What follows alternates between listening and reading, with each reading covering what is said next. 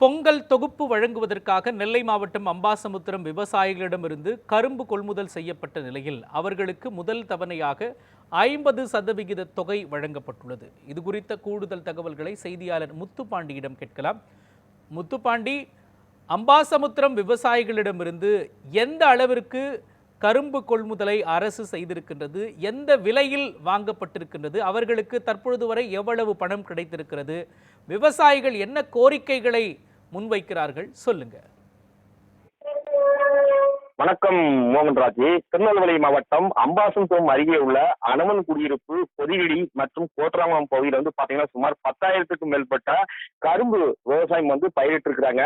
இந்நிலையில் பாத்தீங்கன்னா தமிழக அரசினுடைய பொங்கல் பரிசு தொகுப்புக்கு கரும்பு வழங்குவதற்காக விவசாயிகளிடம் சுமார் 50,385 கரும்பு கொள்முதல் செய்யப்பட்டுள்ளது. அது பாத்தீங்கன்னா வேளாண்மை உற்பத்தி கூட்டுறவு விற்பனை சங்கம் சார்பில் விவசாயியிடம் அந்த கரும்பு கொள்முதல் நடைபெற்றது. கடந்த சில நாட்களாக ஒரு கரும்புக்கு பாத்தீங்கன்னா எந்த ஆண்டுக்கு இல்லாத இந்த ஆண்டு நேரடியாக அந்த வேளாண் துறை அதிகாரிகள் விவசாயிகளை சந்தித்து ஒரு கரும்பு பாத்தீங்கன்னா 22 ரூபாய்க்கு வாங்கியிருக்கிறாங்க.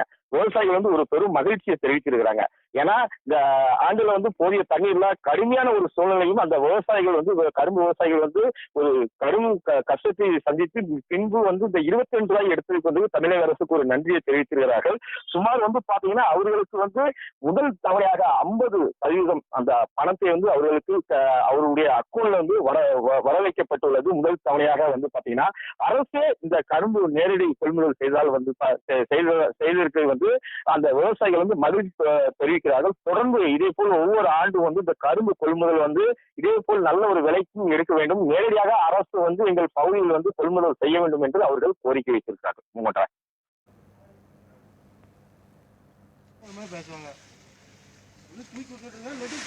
விவரங்களையும் காட்சிகளையும் வழங்கியதற்காக நன்றி முத்துப்பாண்டி.